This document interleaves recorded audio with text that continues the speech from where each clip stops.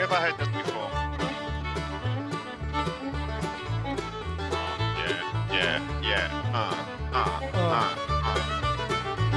Get done. I see. I get the feeling everyone's in the mood today for something. Okay. For something, yes. For something. I don't know. I don't know what it's gonna be. Okay, guys, welcome. It's episode 37. I don't even know what number of the week. What number week this is of the year of 2021? And 5. 5, is it? Or 1 or 20. They're all going to smell the same. Yeah, well, dude, Oleg and I were just talking off air about my battery level at this point in time. But anyway, before we get into everyone's week, I need to make an announcement. We have a new guest on the show. Well, not a new guest. We've got a new person on the show. We've got producer Bex. Hello. Who's joining us. Yes. She is the lady behind all the content that you guys were commenting positively on earlier on. Welcome to the party. Thank you. The roller coaster ride. So, just when you thought you had nothing better to do with your Saturday. Yes. Very fun. Yeah. I was thinking this morning, I almost need to give her producer Bex. She needs a nickname. She needs a name. Yeah. Yeah. And the thing is, I've always got this thing in my head about DJ Khaled or Jason Derulo. We're gonna find some. We'll find something. Much better than Chop It. Chop It. Although that's not a bad one. That might stick. Oh dear. Run for the hills now. Yeah. So anyway, how was everyone's week? Let's start with you, Oleg. It was a solid 7. Solid 7. Lockdown, you get a 7. Wow. Lockdown, I'm impressed. yeah. Oh, that's probably because anyway, we'll get into that just now. So anything standing out there, Oleg, for the week that just made it a 7? A very productive week. Managed to get a lot of the stuff done. Okay, cool. Awesome.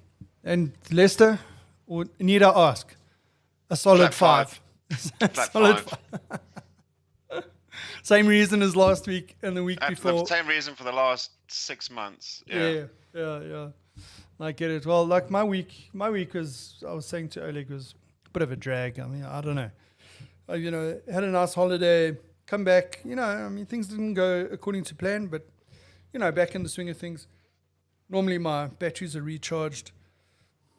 You can face the year, but I don't know. This week was a bit. You've had a holiday. No, I don't. Yeah. Anyway. Well, that time away. Maybe it's because you did a big move after your holiday.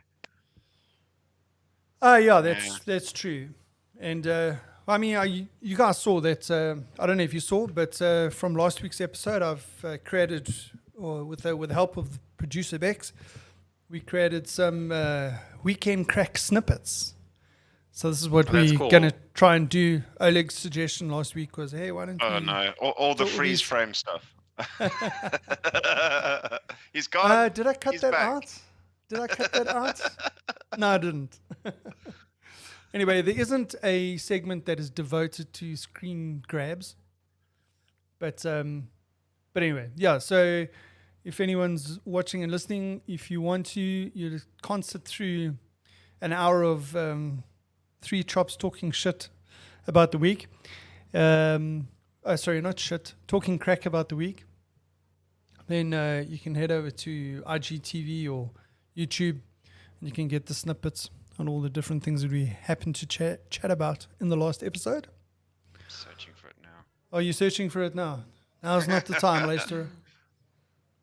No, I saw that came up on my on my YouTube feed.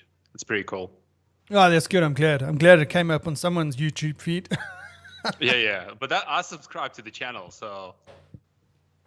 Oh, that's good. So we need more subscribers. I see I've got, the other day, I'm sure I only had 9 subscribers. Now I've got 33 subscribers. So I don't know if that's a good thing or a bad thing. I don't even know who they are. growth, man. Just push the Exponential growth. subscribe button.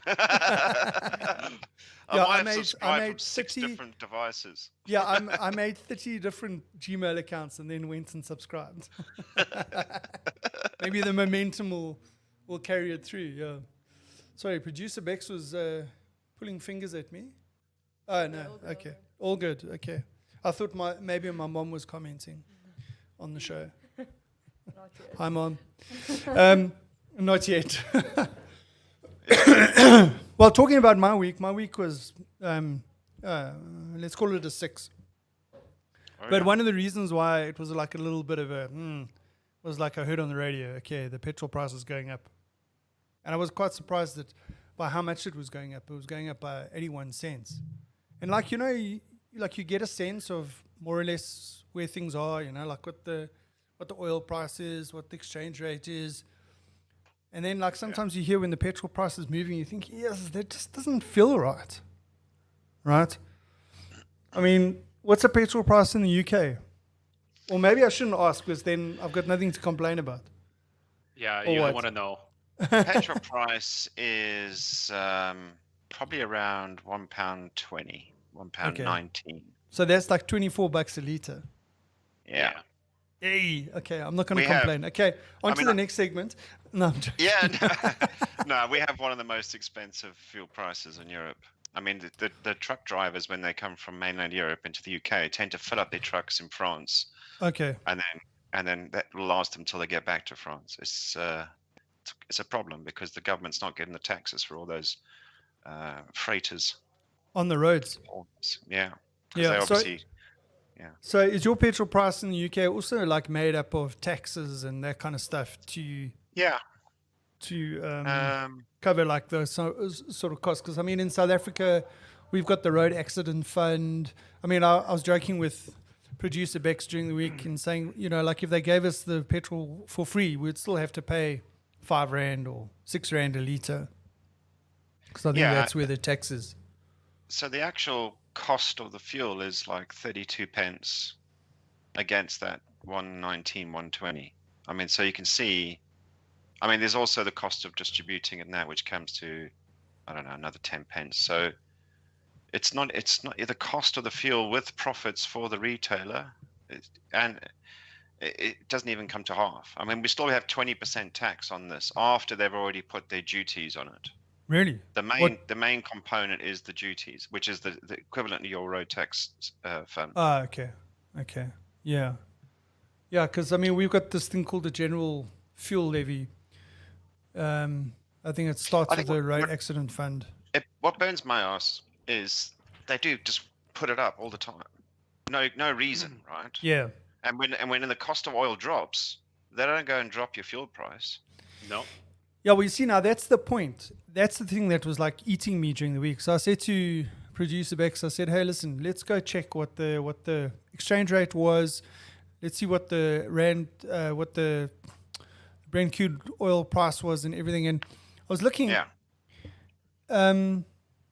The petrol price in April last year, okay, so 2020, April, was 13 Rand 76, okay, compared to what it is now, which is 15 Rand and 67 cents, right?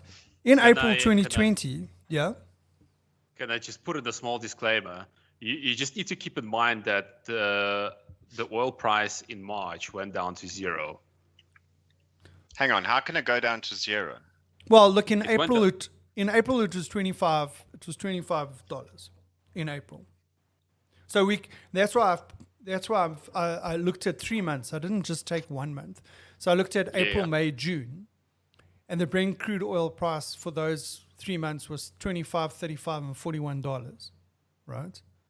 Yeah. Exchange rate was 18 Rand 58, 18 Rand 19, and 17 Rand 10.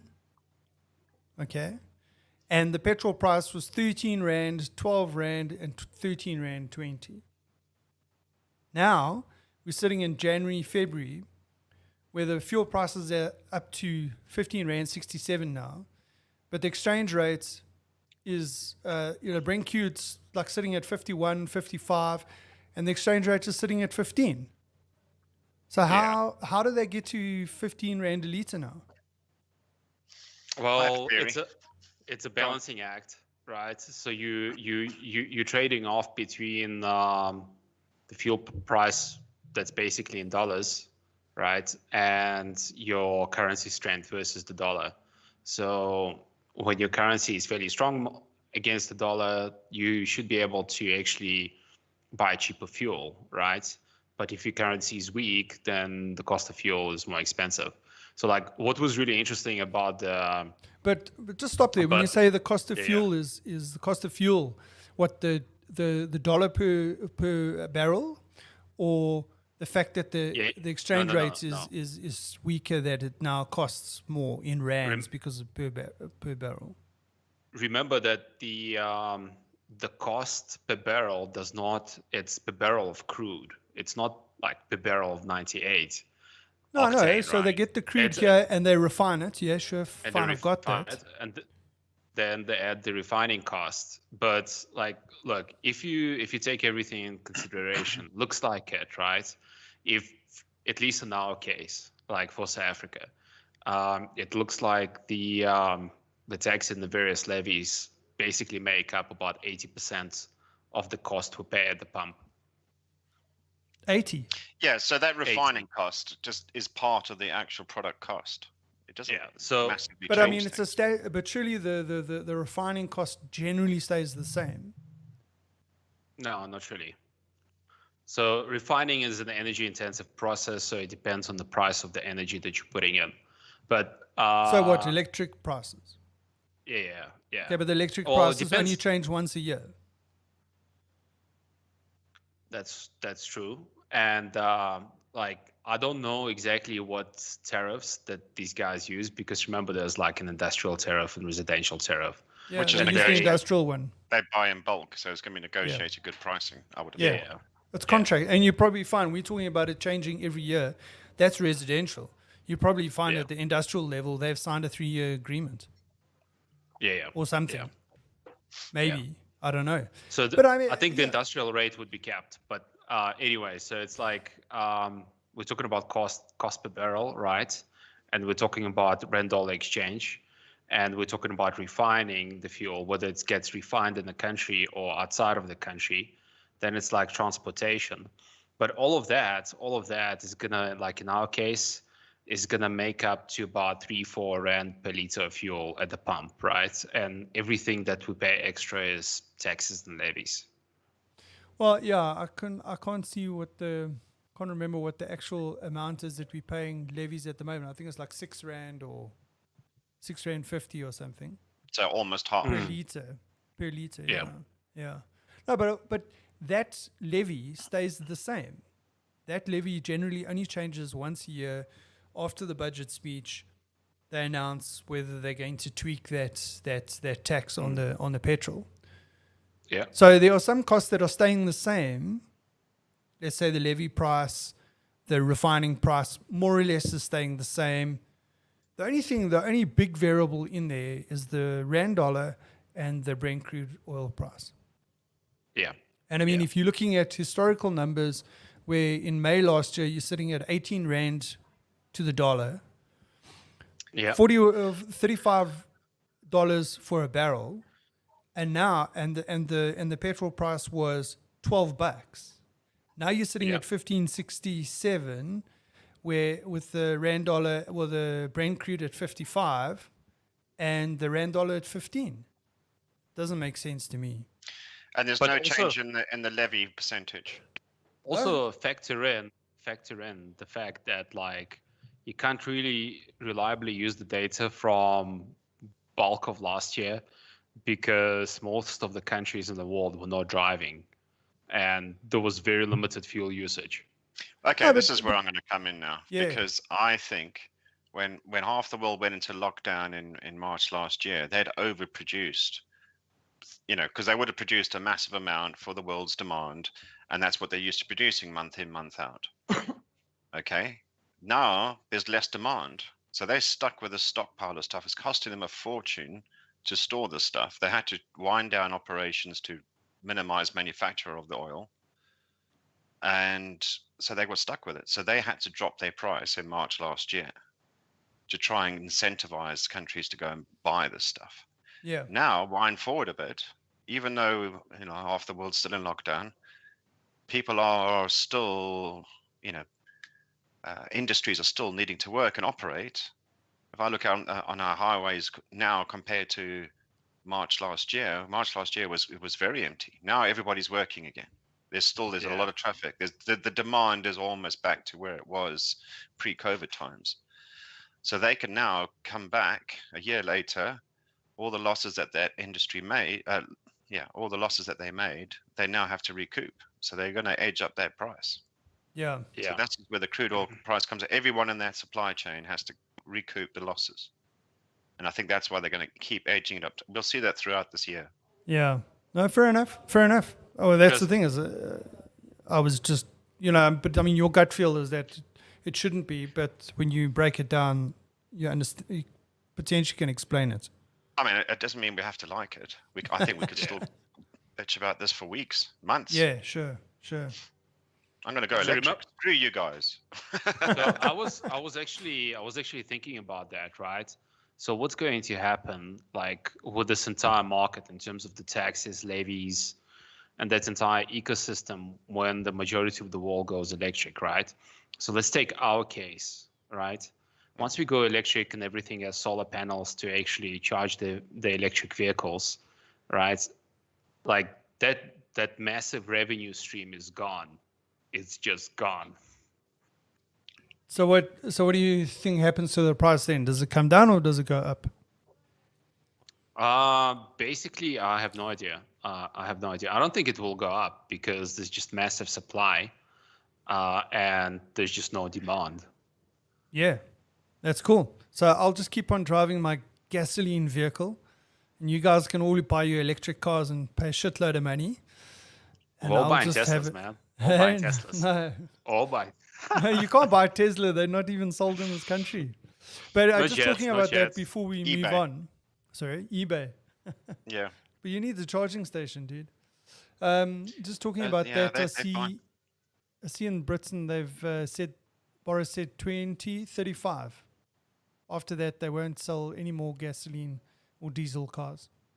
Well, I've in our household here, we have 2 diesel cars, and already the price of diesel car, because they are stopping the sale of diesel cars in the UK in 2025 or 2030, somewhere around there. And already the book value of the cars have dropped in the last year. Yeah, I'm liking this. So I can pick up a diesel car for next to nothing and pay next to nothing for diesel. I like this plan, dude. I like this plan. How long will they keep supplying diesel in your local? Oh, the nice thing is, trust me, dude. Where there's a demand, they will service the need. And if it's not going to be the Shells and the BPs of the world, there will be some entrepreneur that will decide to start making biodiesel and supplying that market. Yeah, I'm sure there will be, but at what cost? Then we'll complain about the cost of fuel because then there won't be any taxes. High. But there won't be any taxes, dude.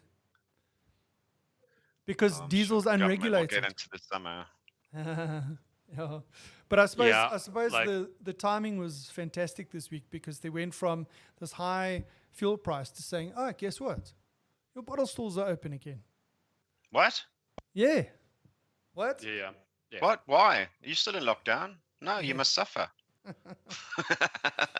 I know they open it up again. But, the first thing that hit the news besides Cyril saying, okay, you can buy alcohol between Monday and Thursday was that the viral videos of people, the youth, enjoying their alcohol freedom again.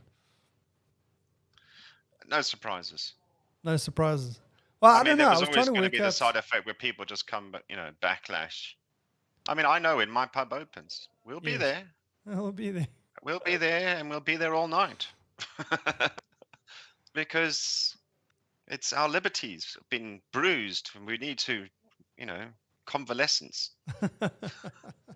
So you're going to go have a couple of beers and reminisce. Yeah, we're going to go hug each other. Yeah, exactly. Yeah, long time no see. You're still alive. That's good. I never liked you, but it's good to see you. Yeah. Can I buy you a drink?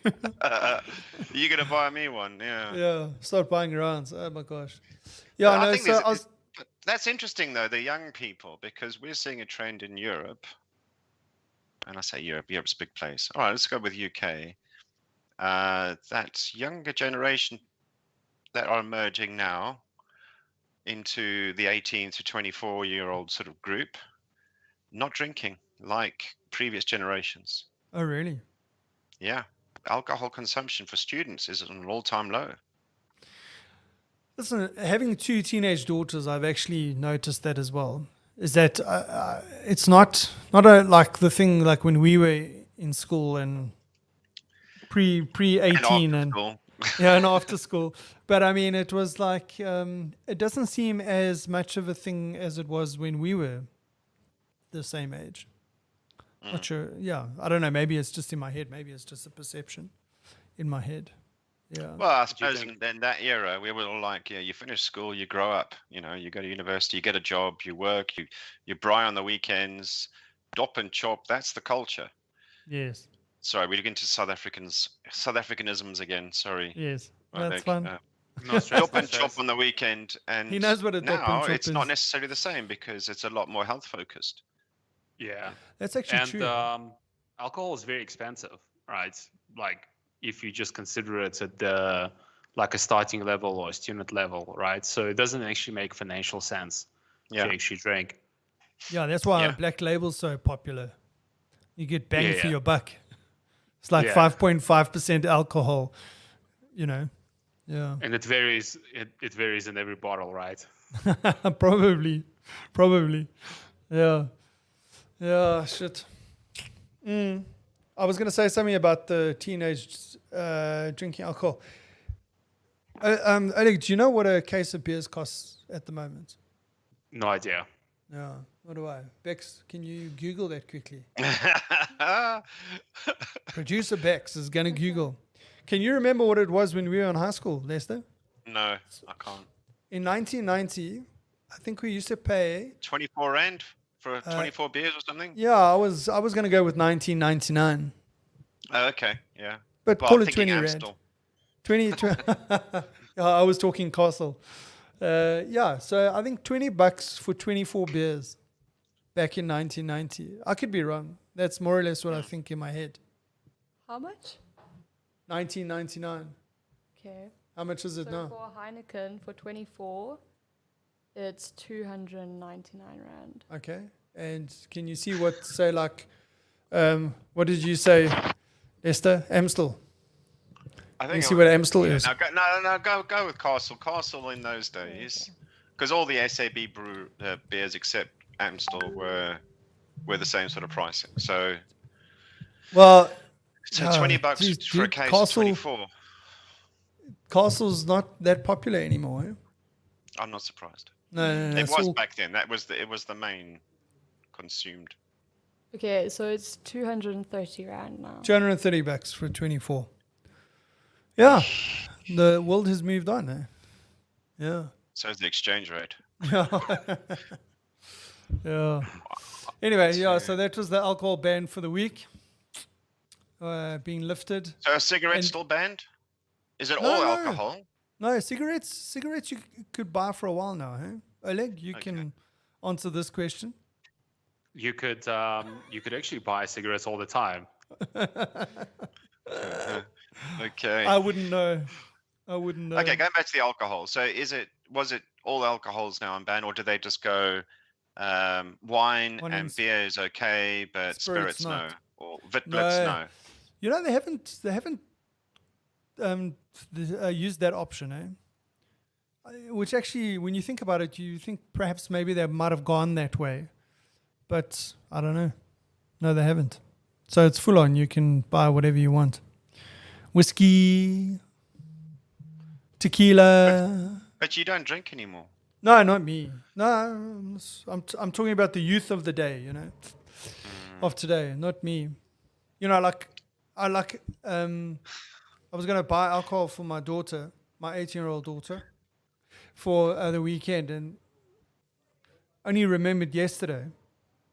Oh, I need to buy us some drinks.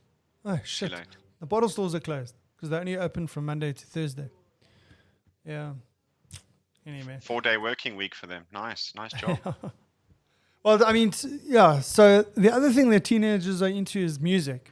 I mean, I've fallen out a little bit with the music. I can remember when I was a lot younger, I used to always watch the Grammys every year and all that kind of stuff. And, now I'm like set in my, listen to my 70s and 80s music, and I listen to my heavy metal and all that kind of stuff. So I'm not really that up to date with the latest music, and it's a waste of my time to sit down and watch the Grammys and all that kind of stuff. But now with my girls being into the music, yeah.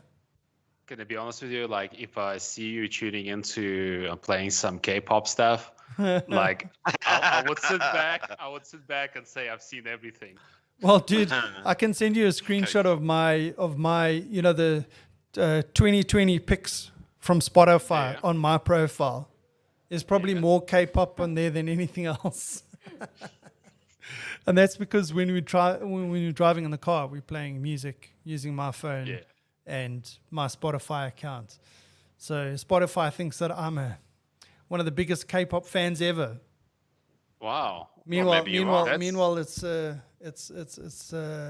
producer Bex that is the culprit there. But it's fine. We have to get you, Andrew. Come on. There's no shame in admitting that you like BTS. We'll get you BTS t-shirts. Exactly. I do like some of their songs. But I mean, the thing that I wanted to talk about was, with the Grammys, is that now that I've been, like getting into a bit more BTS, and Becky was mentioning to me the other day that, who knows what's going with the Grammys, because all these guys are doing so well. They charting on the Billboard Top 100. They're in the top 10 for X amount of weeks and whatever, and then they don't even get nominated in the Grammys. I mean, I don't know if you've noticed any of that. Competition is tough, man.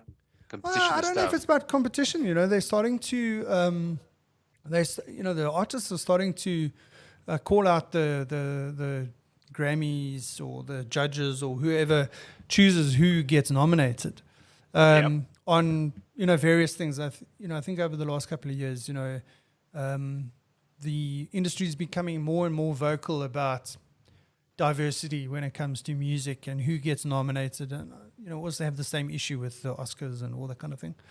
But I mean, they are starting to call them out on some of these things. It's like, how is it possible that someone that's been a couple of artists that have been doing so well haven't been nominated? Mm-hmm. And I mean, one of them is The Weeknd, is an artist that I enjoy. I enjoy his music. Yeah. And I mean, he's been around for a long time. I mean, he's established. He's been successful, a long track history. Has he ever won a music award? Well, he's won 3 Grammy Awards for Best R&B in 2016, and then Best Urban Contemporary Album in 2016 and 2018. But he's only really come onto my radar with his latest album, which is the one that I like, the music of his that I like the most. Sure. And seems to be doing a lot better than his other stuff. I mean, he spent 4 weeks at the number 1 on the Billboard 200, and then collected nearly 900 million on-demand US streams in 2020. Wow. And his song Blinding Lights was spent 43 weeks on the top 10, and he didn't get nominated. I mean, it is tough, right? To get, I mean, it's tough for the awards organization, because there are so many artists out there. There's always going to be people that are unhappy. It's always going to be controversial, and sometimes there's people that make it that you've never heard of, and that's maybe good for music. But at the same time, do they have a lot of the same old names that keep popping up every few years? Yeah. Just because, I don't know, let's go back a bit. Madonna, who has a long music career, every time she brought a new album out, people would go and buy it because it's Madonna. She'd always be adjusting her music to be more appealing to the next generation. So naturally there would be a demand for it, and that would just launch her back into the charts. But should she be nominated for a Grammy every time she does something? Maybe not. Yeah, But well, you can only have so many nominations. What they don't advertise is their complete list that they had for a category. yes. And do you think that they would be worth them doing that? Because then at least they can see the people. They didn't make it onto the nomination list, but they were on the short Yeah, but list. then are we going to be bombarded with DJs on a radio going, "Oh, this is so and so artist. They made it to the top 100 shortlist for the Grammys in 2020." It'd be like every song. Oh, they also made it. Oh, they also made it. Well, in fact, we're not playing you unless you made the top 200 on the Grammy shortlist. Oh, So it's not a screw bad you guys. idea. Jeez. Dude, I don't know. So the new artists would struggle. They would never launch. Yeah. Okay, I'll add another thought here, though. I mean, how do they get the shortlist? How do they make sure they get the right winner? Is it based on downloads, album sales in one form or another? How do they actually measure the popularity? And is the popularity now skewed because we're now starting to have, let's use TikTok. You know, there's a lot of songs that have gone viral because of TikTok, and they've been picked up as what we now call TikTok tunes because they're used for so many of the dance videos. Yes. So they've been popularized that way. Yeah. I don't know, how far do they take this counting and But I mean, do you think with like a lot of these things, like with the industry, is that like when technology or like social media apps and whatever takes the industry to a different place, that a lot of these old institutions take a lot of time to transform? Because like, you know, before they wouldn't even count streaming stats as, you know, like the old record sales. Yeah. So you're suggesting that the Grammy organization is archaic? Well, I don't know. I'm putting it out there. Is that the issue? Like you were saying, how far do they take it? Okay, so they trending on TikTok. You know, does that get counted in the stats? Yes or no? And how do you do that? And what if it's just a rubbish song, but actually there was like 15 seconds of a good riff, and the riff was the thing that became famous? But actually, you should be measuring the artist based on their skills, the how they've created the sound, whether the lyrics work. Yeah. So what you're saying is you exclude all songs that have samples from previous songs because it's not original. No covers. Yeah, absolutely. Yeah. Look, with regards to Grammys, there's going to be some subjectivity involved, right? Because, you know, with arts, you know, music, painting, you know, the beauty is in the eye of the beholder, and the same goes for music. There's going to be some subjectivity involved. It's not going to be pure stats-based approach, because then like it's going to become impossible for new and very talented artists to actually break through and be nominated, you know. Like if it's only based on basically stats from the media platforms like, I don't know, YouTube Music, you know, TikTok, etc., etc. It's going to be impossible for new artists to actually break in, or very difficult. But I've always got the feeling, and maybe I'm wrong, is that I've got the feeling that it's been easier for for artists to break through, but not using the traditional methods of getting there, by getting a record deal with a record company. You know, like sending the proverbial demo to the whoever decides at the record company. Now all of a sudden you've got other platforms like YouTube, Twitter, Spotify, where guys that don't have lots of money, don't need to have large financial backing, can break through and become noticed. I don't know. Maybe I'm wrong. Yeah. I mean, like, you know, Lester was talking about TikTok. I mean, there's this one guy on TikTok. What's his name? Tay Verdes. Yeah. Tay Verdes. And I mean, his song has blown up on Spotify, and he's released his music through TikTok. And people have picked up his song and used, like Mhm. Lester says, a sample out of his song and done TikToks to it. And that's given him this like sort of platform. And then all of a sudden it then spills over. People realize the whole song is available on Spotify, and the next minute he's getting all these stream downloads on Spotify. Would he have been able to do that if he, it might have taken him 5 years to get there? Most likely, you won't even break through. It's Maybe. like, Maybe not. yeah. Yeah. You know, like how many stories there are of basically artists sending their demos to record labels, and then all of a sudden they see their song being performed by another famous artist. Yeah. It's like, Well, I mean, like we're going a bit off topic here, but I mean, take someone like Stephen King, and you often hear the story that like an author says it took them 10 years to be a overnight success, overnight success. overnight express. Express. same, but different. Same, but different. But yeah, I mean, there's some story out there about how many times he got rejected by publishers. And I mean, the guy, he's now probably one of the most infamous authors in the world. You might not like his books, but everybody knows who Stephen King is. Yeah. So, I mean, how different would the world look if Stephen King had been able to publish his first book on some other media platform where he didn't depend on some person that was in a bad mood on a Monday morning that read his manuscript?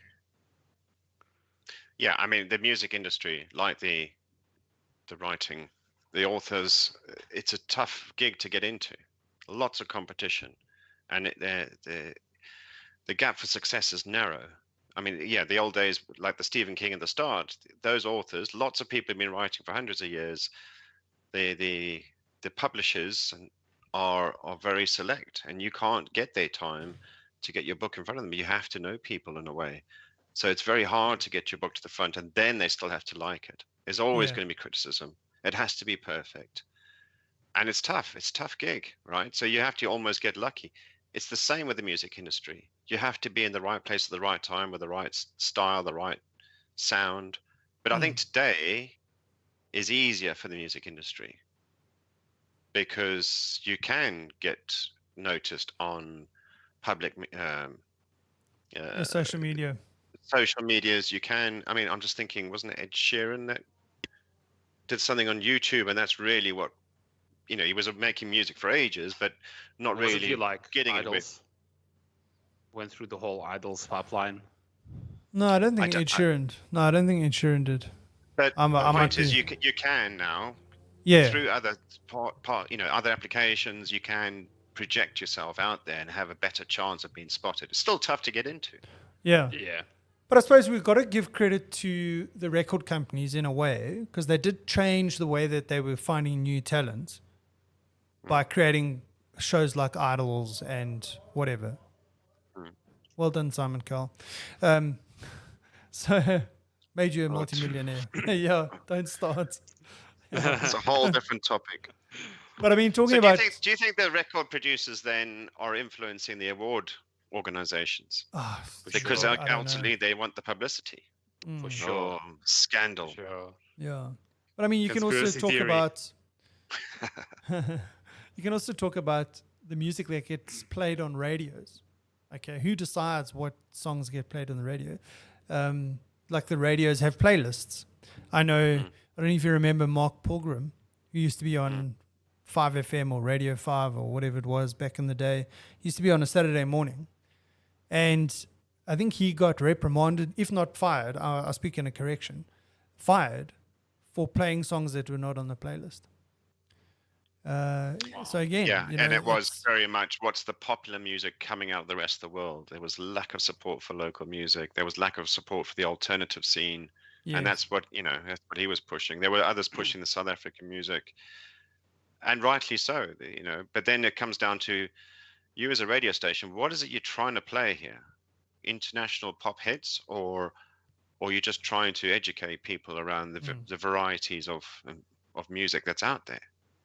And I think that's the thing, is that like your comments about maybe the record companies influencing the Grammys.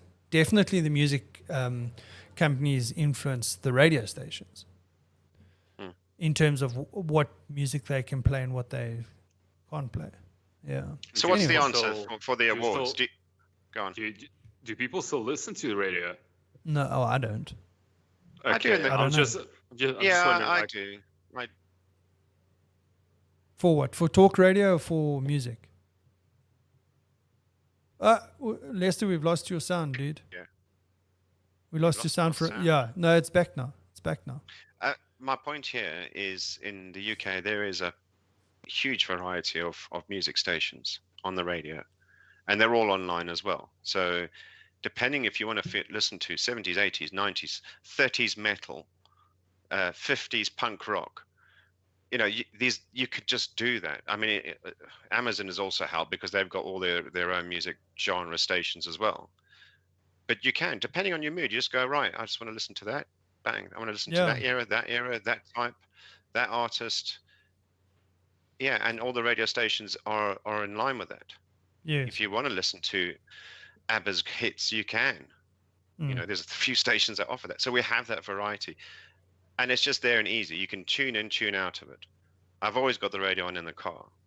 Yeah. Not that I'm driving anywhere because the fuel price is so expensive. And there's nowhere to go. You can't stop anywhere except for home. You can ride around the block. I could drive my car. I could drive my car wherever I want to go and get some fuel. I can just picture Lester jumping in a car, putting on the radio, and you're sitting there for the next 20 minutes. Yeah, we're on the road to nowhere. I can neither deny nor confirm that has happened. Oh, that's sad. But let's move back to my topic. Well, I think I was going to say, well, what's the answer then for awards? Because I think the recognition for artists, it's a hard job getting. I mean, we can't begrudge them making lots of money. For those who are successful, they probably put a lot of sweat, blood, and tears into this. So, let them be recognized for their efforts. yeah, Music's been around. It's part of who we are. It's part of the environment we live in. And we do need a constant stream of new sounds and new types of music. It's been like that for many, many years, right? Since Mozart's days, probably before. So, we should recognize people and encourage people to go out and try new things and, get behind it. But then what's the answer? We can't just leave it to one organization who may be a dinosaur, according to some people on this podcast. No names mentioned. No, what about didn't the MOBO Awards, the Music of Black Origin, that awards start because they weren't being recognized for that type of music? Possibly. They Never were heard of competing it. against. So you should speak to your producer. She's never heard of it either. So MOBO Awards, Music of Black Origin, is around the soul music and a lot of R&B. And they have so it's an annual music awards, and they have those categories for those genres of music, because I think it was struggling to compete against established genres in the more recognized older award ceremonies. Yeah. So you can't have an R&B if R&B was just emerging on the scene, and an R&B song was well taken up by the young listeners. That song might have been popular and famous and starting to see record sales, but it's competing with established rock bands or established artists who've been around for a few generations. And that's tough. It's a and different you've just sound. made So me how remember. do you compete? You've just made me remember why I don't watch the Grammys anymore. Right. Many, many years ago, when I was watching, Were you in the rock by category, The organization? in the rock category, they had some nominees. One of them was Metallica, and the other one was Coldplay. Right. What? How's Coldplay a rock band? Thank you. And guess what? Coldplay won. Well, maybe that's the sign of success. When you go to a Grammys and win six gongs, No, when you should your only be in song one category. that fits into another category makes it into a category that it doesn't belong in and wins. That's the sign of success, dude. Or corruption. I'm didn't not say saying a it's how word. it was. Allegedly. Allegedly. Phew, This is let's like, not go down that road. wait, I'm gonna get cut off any minute again. yeah, it's getting close. It's getting close. We've already been tested Muted a few once. seconds ago. Yeah. Yes, this red button does work. And it wasn't me that was muting it, and it wasn't the producer either. Huh? Must have been one of those secret agencies. Yeah, yeah, we don't One talk of about those, right? Yeah, There's one so of many those. of them. So many of those agencies listen Yeah. to this podcast and Yeah. don't subscribe. Subscribe. Subscribe, on. yeah. Push that button. Push that button. Send us a comment. Oh shit! But I mean, talking Yeah. about like the world moving on and new things coming. I see there's a new social media app out called Clubhouse. Have you heard about it? Yeah. So No. it's only on iPhone or iOS, and it's only Right. audio. And it's like, I suppose you could describe it like, like if you go to a conference and you have these like panel discussions, like you have 5 people up on the stage there or a couple of people up on the stage there and Yeah. they're talking about something. And that's basically what this Clubhouse thing is. So you can it's by invite only to the app at this point. So you need to get nominated or invited by someone. And then you can join these rooms or these conferences, or I don't know what they call them. And so that's something that came onto my radar about a week or 2 ago. But then I heard during the week that Elon Musk was on there. And I don't know if you saw that Elon Musk has decided to take a bit of a break from Twitter, because every time he tweets something, he moves the share price. Yeah, I saw that. What power? What power? He's like the richest man in the world. Words come out of He his doesn't need mouth. the money. He says, I love Etsy, and their share price moves by 8% on the one day. Yeah. It's like, I wonder if he gets any people that phone him up and say, hey, dude, I'll give you another $1 million if you make a comment about this company. Either Maybe Maybe negative that's or how positive. that's maybe how he's made all his money. Because you think about how much Yeah. SpaceX is costing. He must be Tesla. spending a fortune. Yeah. Yeah, Solar the massive City. new manufacturing plants they're building. He must be spending fortunes. Yeah. So maybe Yeah. this is how. Here we go. I'm not going to say that's the way. Yeah. Speculatively commenting. Yeah. But you know what? Like Musk taken a break from Twitter on a few occasions. I think the last time he took a break, he was like literally back in the next couple of days. So it's like it can be a long break or, could likely be a short break. Yeah. Yeah. It's like I'm just thinking other bit Trump, similar thing. Yes. But then he did get taken off as well. Yeah. Is he still off? See, I don't know. I think so. See that? What's that? That- Oh, that's your Trump. that- Trump. Give us That's one. my Give us Trump one. pack. Yeah, my top Give us Trumps. give us a Trump pack now. Comment. Okay, Say so something let's- profound, Donald. I'm going to recite what Trump's put in his Twitter feed. So I'm not. Yeah, it's he's not putting a gonna be- disclaimer out there. This is not my comment. This is Donald's. Great Congratulations, anticipation. Kansas City Chiefs, on a great game and a fantastic comeback under immense pressure. You represented the great state of Kansas and, in fact, the entire USA. So very well. Our country is proud of you. One football game. Suddenly, they represent the whole of America. What about the losing team? Are they not American? No. Yeah. So yeah, I mean, there's tons of Plenty. them. Plenty. So we have Okay. enough content for the next 100 episodes at least. Yeah, Maybe exactly. we make this a weekly feature. Yeah, we just Oh, made remember this. those Trump days when he used to Yes. do stuff on Twitter? Yes. Yeah, you've just carved yourself a slot in there, Donald. Oh no, people might want to. I don't know. That's another dangerous terrain. We're crossing all sorts of sensitive topics. Interesting. I'm still here. They haven't cut me off. Maybe we need to go who's deeper. they? Who's they? Let's get the salt in that wound a bit. Yeah. But I Stir it up. mean, talking about, yeah, go for it, Erling. I think Lester just needs to mention something about the Queen to completely destabilize his internet connection. They've started paying tax, right? I pay my taxes. Thank you. I pay a lot of taxes. I'm talking about the Queen, man. Is the Queen paying taxes now? Does she? I don't know.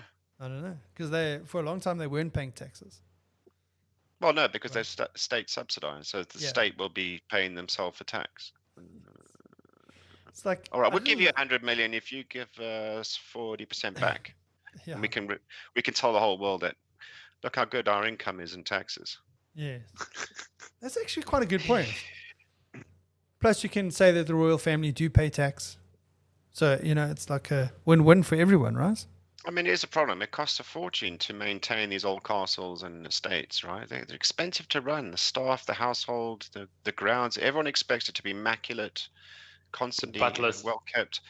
Those uniforms, those even the uniforms are made from a very rare material, so it's very expensive. So it is a cash-strapped household. The Windsor household. It's very tough, tight budget. Right. Tight budget.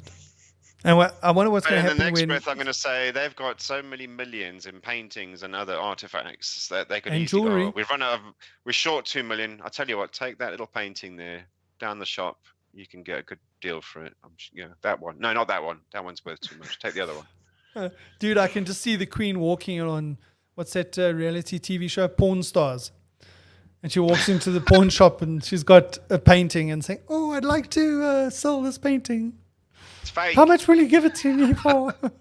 Yeah, exactly. He gets the assessor comes. I'm sorry, it's not the original.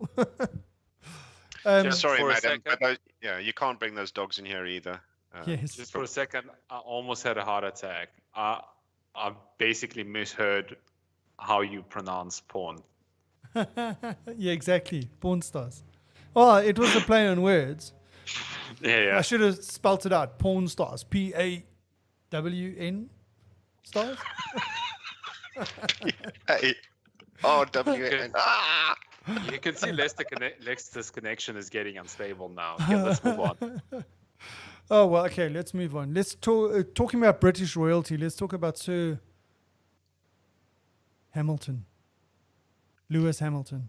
Oh yes, he is knighted, isn't he? Yeah, he's been knighted now. Lewis Hamilton.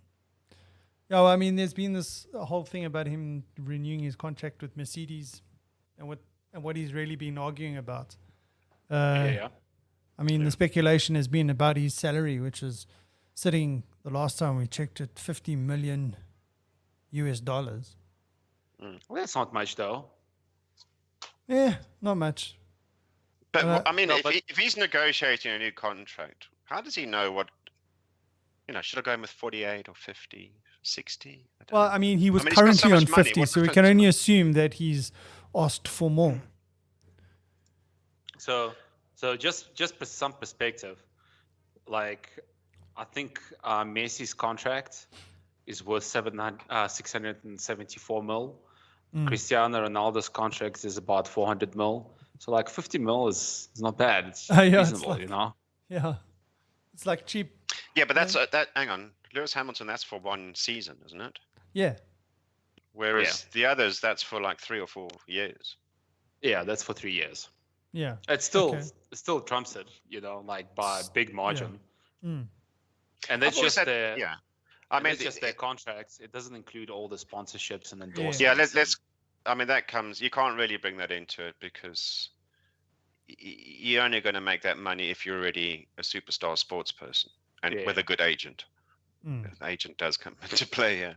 Yeah, so the royalties, they're always going to beef up their total income. But I want to know what their income is for their sport, for their job. That's more pertinent because there's a lot of sports people that devote their lives to the sport and don't get anywhere. Most of them don't get any richer they just probably earn enough to keep them going through their sporting career. And then Yeah. you get the exceptions of the household names. And Yeah. so for me, it was always, it was always golf in the past. That the top golfers got paid a fortune, and maybe that's right. It's tough. Getting into the golf scene is tough, and you have to play consistently well. So you have to be a natural, best in the world. But I mean, they're working on prize money, right? I mean, they're not getting paid a salary by a company for No, playing. I mean, if there's a tournament, you would, the prize money would in a major tournament, yes, or a PGA tournament, the prize money does go all the way down to like 50 or something. sure. But Sure, you but can what I'm go saying and is, play and not get anything. yeah, but your performance dictates what you're earning, right? Your performance against other people and yourself is determining the money that you're earning. Yeah. Okay, so now bring this into, that's for individuals, the example, right? Individual, if they are rubbish, then they will lose money. Now, what if you're part of a team? So the footballers, yes, they have the skills, but you're not going to find a fullback who is going to earn as much as a striker.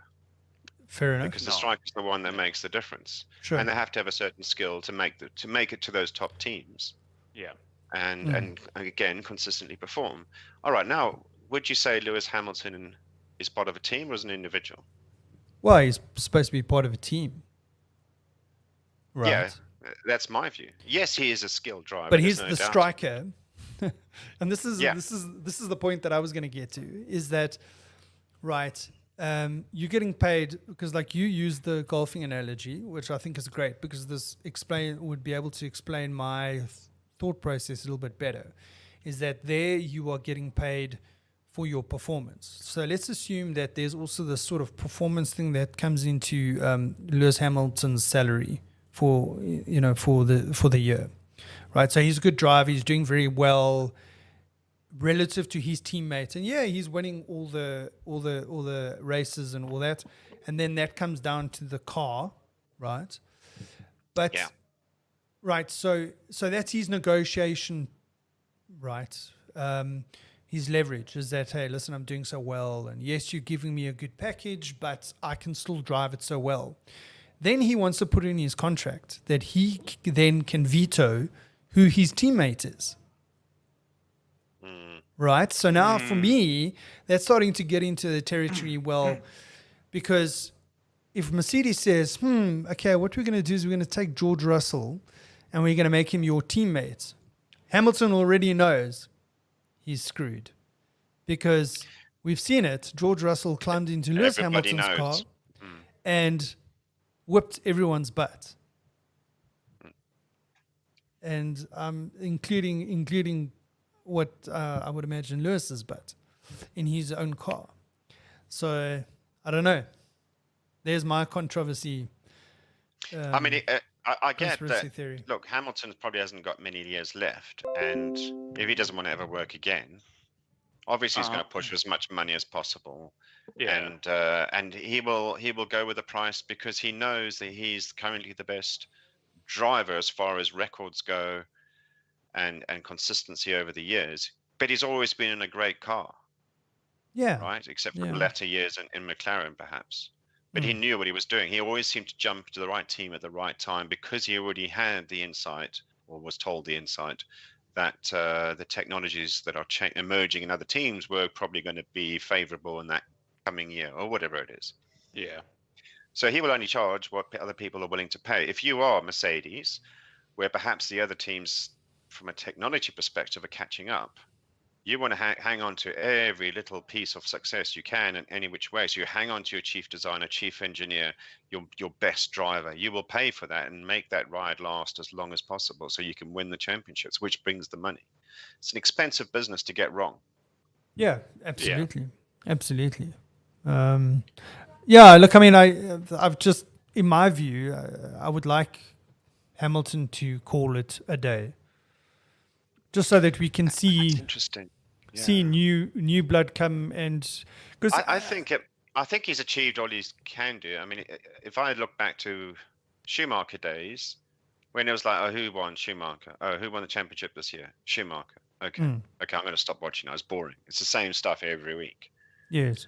There was more accidents in those days, which was a bit more epic. But are we not in that same era? For the good of the sport, maybe we handicap him. I mean, that's what they do in horse racing, right? They put more weight on your horse if it's a good horse who has too much success and is winning easily. They do a handicap system to even out the playing field.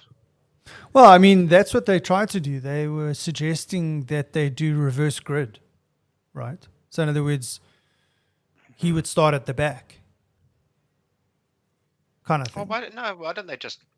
I mean, it's. Why don't they? And this will be because it's not. We don't want to just test the driver. It's a test of the whole thing. The pit crew.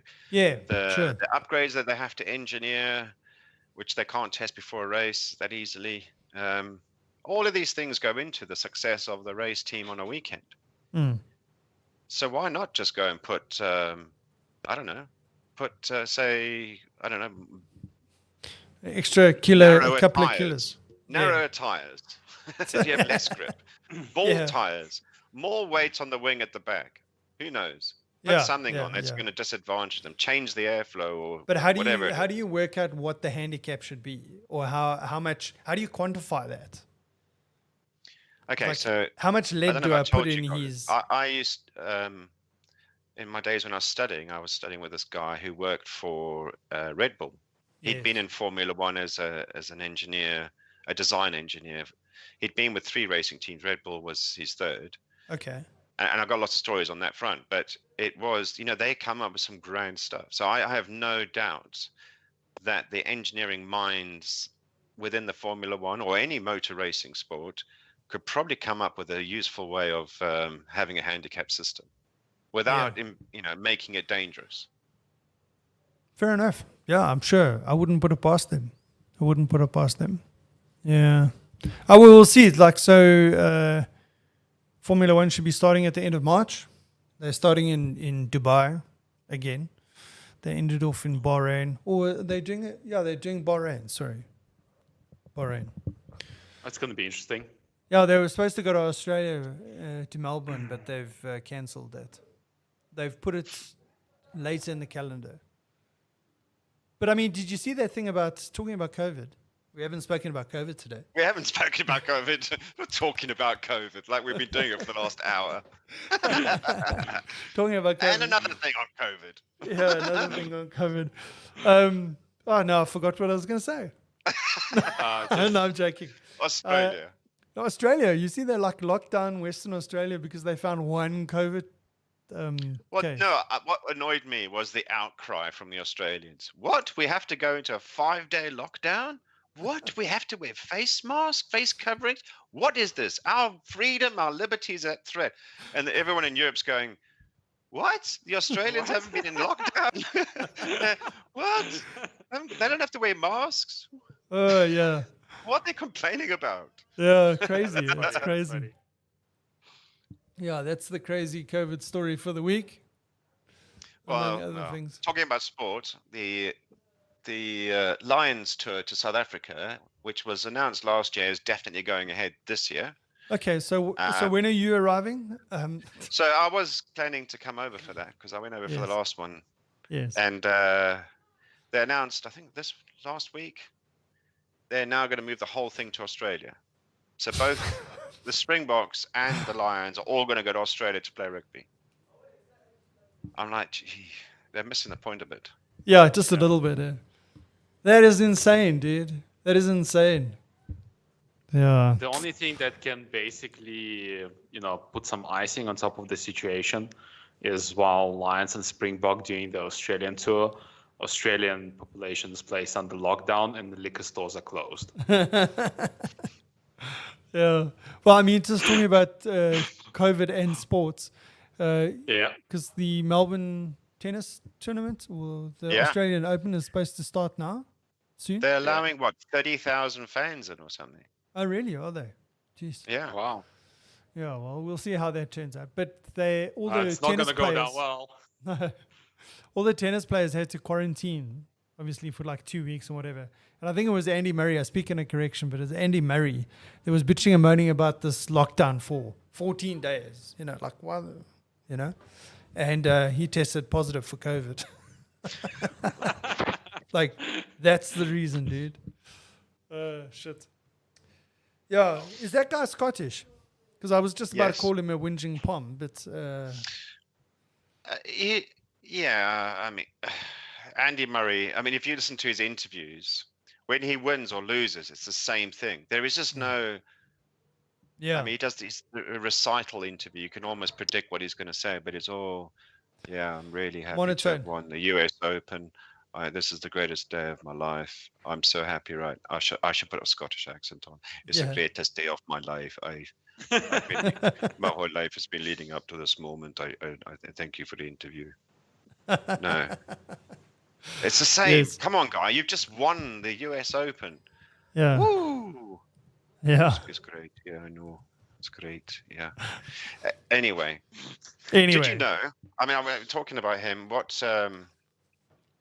There's another podcast that I won't go into it, but there's a podcast that interviewed his mother, who's a phenomenal woman, and she used to be a tennis player, and it was basically about how she supported the two boys, the two sons, be able to be launched onto that professional tennis scene, and how she supported them, and how they've had to navigate many things, and it's quite an interesting listen.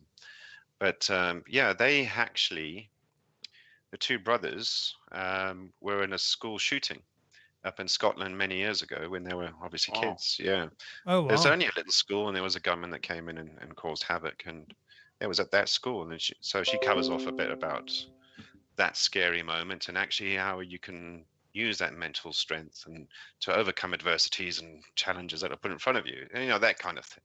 Sure. So there's a lot more going on, despite his bland interview persona. There's a lot more going on there. Okay. Well, he should write a book and then we can all know about it. His mother's probably already written it for him. Nah, that's a bit harsh. That's harsh. Yeah. That's harsh. But I maybe think that would explain the Andy Murray world. His mother wrote the big book for him. influence, his mother. Yeah, no, I do know that. Yeah. Anyway, I so guys, we are for an hour and 7 minutes. what? Yeah, Yeah, time flies when you're having fun, dude. time flies. Yeah, well, there's so much more to talk about, but I suppose we'll just have to tell everyone they must tune in next weekend Absolutely. so we can catch up on what's happening in the world. The latest Yeah. crack. Okay, guys, thanks very much. We'll catch you next weekend. My parting note while you play the music is National Days. Oh, International sorry, Days. we didn't even get was, there. No, it's fine because there's not a lot of exciting things happening in lockdown. Yeah. Yesterday was World Nutella Day. Oh, Missed it again. That is awesome. Missed it again. Yeah. Today is ice cream for breakfast day. oh. Did you have ice What? cream for breakfast? Well, actually, it's still sort of breakfast time here. It's breakfast somewhere in the world. Absolutely. Absolutely, yeah. Well, that's cool. We'll go have some ice cream. I'm going to go have some Nutella on ice cream. I'm not sure how that's going to work, but we'll give it a go. I don't we'll have see you next Nutella, week. but I'll settle for peanut butter Ah, is that with the ice cream and the Nutella? with the ice cream. Ah, there you go. Yeah, well, it's nutty one way or the other. Okay, guys. Catch you next week.